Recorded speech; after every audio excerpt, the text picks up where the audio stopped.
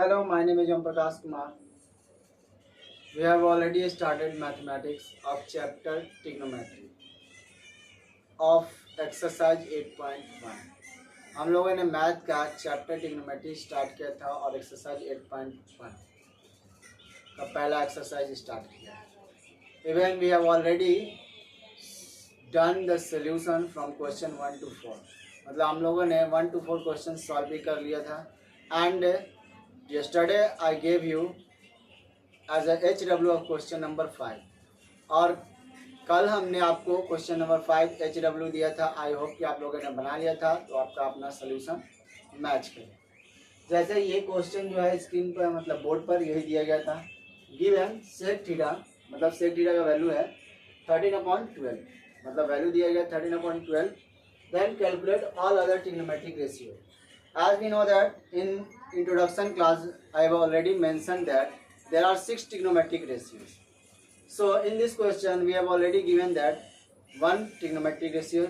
Then how many trigonometric ratios are remaining? Then total 5 trigonometric ratios are still remaining. मतलब total 6 trigonometric ratios होता है जिसमें हमारा एक ट्रिग्नोमेट्रिक रेशियो दिया गया है और बाकी के 5 नहीं है.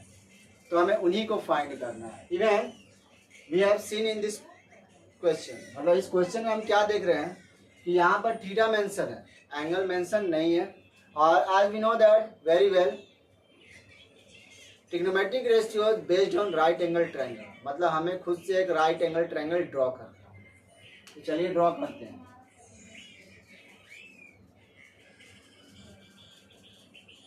ए बी एंड सी ये हमारा एक राइट एंगल ट्रायंगल है.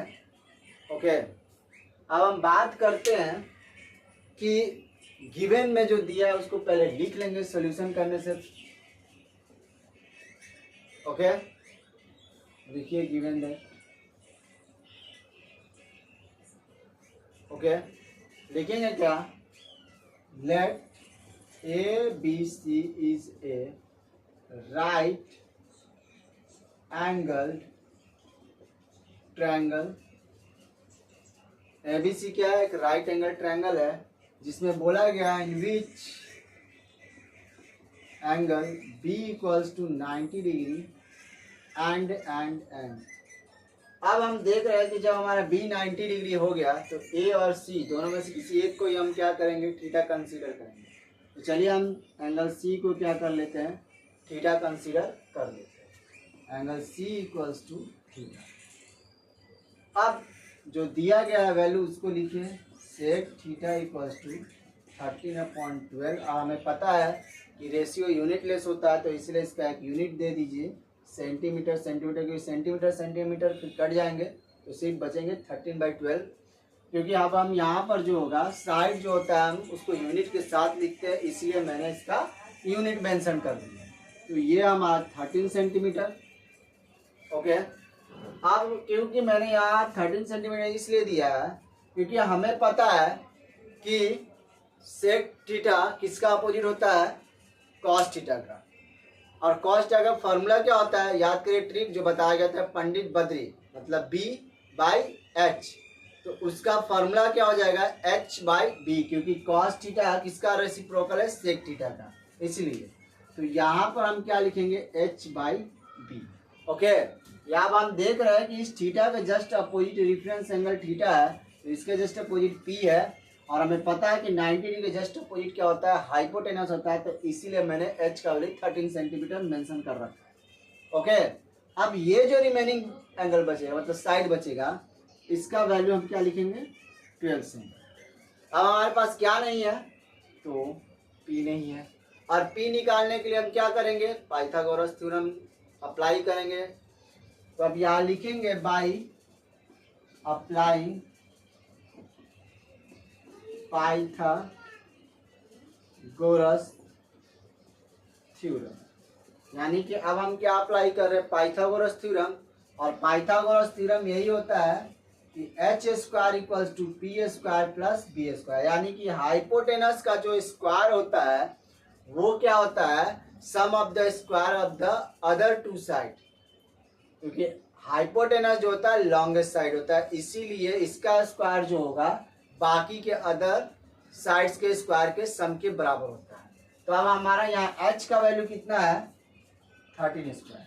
ओके, हमारे पास क्या नहीं है, p नहीं है, बट b तो है ना, तो b 12 का स्क्वायर। Okay, very good. अब 13 का स्क्वायर हमारा होता क्या है 169, as it know very well good. p square 12 का स्क्वायर क्या होता है 144। अब इधर तो प्लस है, उधर जाके वो क्या हो जाएगा माइनस में हो जाएगा। तो 169 minus 144 equals to p square. Next, अब हम ये माइनस करेंगे तो हमारे पास क्या आएगा 25, और यहाँ तो हमारा p का स्क्वायर है। अब ये किसका स्क्वायर होता है, तो 5 का स्क्वायर होता है। और ये अब हमने एक्सपोनेंट के लॉ के अकॉर्डिंग पढ़ा कि जब पावर सेम हो तो बेस भी सेम होता है। इन दोनों का पावर क्या है, दोनों का 2 2 है, तो इसीलिए इनके बेसिस क्या है, एक का बेस p है और दूसरे का 5 है, तो इसको 5 सेंटीमीटर हमें फाइंड आउट हो गया क्या p का वैल्यू। तो अब हम यहाँ मेंशन करेंगे 5 सेंटीमीटर। अब हमने देखा कि राइट एंगल ट्रायंगल में तीनों साइड फाइंड आउट हो चुका है, मतलब मिल चुका है हमें। अब हम क्वेश्चन को क्या करेंगे, टैकल करेंगे। अब इसका स्क्रीनशॉट लीजिए, उसके बाद हम क्वेश्चन की बात करेंगे। आई होप कि आप लोगों ने इसका स्क्रीनशॉट ले रखा होगा। अब हम इसको इरेज करते हैं। चलिए, अब हम बात करते हैं कि सेक थीटा किसका अपोजिट होता है, कॉस थीटा का। और कॉस थीटा का फॉर्मूला ऑलरेडी मैंने बता रखा है, b बाई एच यानी कि बेस अपॉन हाइपोटेनस। अब ये थीटा है तो ये तो p है और ये h है यानी हाइपोटेनस, बचा क्या ये, तो b का वैल्यू 12 और h का वैल्यू 13 यानी 12/13 हमारा कॉस थीटा है। देन हम फाइंड करेंगे अब sine theta. Sine theta formula क्या होता है, पंडित यानी कि p by H perpendicular upon hypotenuse. तो थीटा के जस्ट अपोजिट p, क्योंकि थीटा हमारा रेफरेंस एंगल है, तो p का वैल्यू 5 और h का वैल्यू 13, क्योंकि हाइपोटेनस कभी चेंज नहीं होता है। अब हम बात करेंगे साइन का अपोजिट क्या होता है, कॉसेक थीटा। और जब h p बाई एच है तो ये h बाई p हो गया, तो सेम वे ये 13/5 हो जाएगा, क्योंकि वैल्यू क्या होंगे पलट जाएंगे। अब नेक्स्ट क्या होगा हमारा tan थीटा होगा, और इसका फॉर्मूला होता है p बाई बी। याद करिए पंडित बद्री प्रसाद, लास्ट में प्रसाद था यानी p था, और नेक्स्ट उसके नीचे क्या लिखेंगे b यानी परपेंडिकुलर अपॉन बेस, ये फॉर्मूला होता है। और थीटा के जस्ट अपोजिट हमारा क्या रेफरेंस एंगल थीटा है, और इसके जस्ट अपोजिट p यानी कि 5 है, और ये हमारा हाइपोटेनस है, तो बचा क्या b यानी कि 12। अब tan थीटा किसका अपोजिट होता है, cot थीटा का, यानी कि cot थीटा। और ये p बाई बी है तो इसको पलट दो, अपोजिट का यानी कि बेस बाई परपेंडिकुलर, ये हो गया। तो देन इसके वैल्यू को भी पलट दो यानी 12/5, ये हमारा इसका आंसर होगा। आई होप कि आप सभी का आंसर यही आया होगा। जल्दी से स्क्रीनशॉट लीजिए और मैच करिए इसको।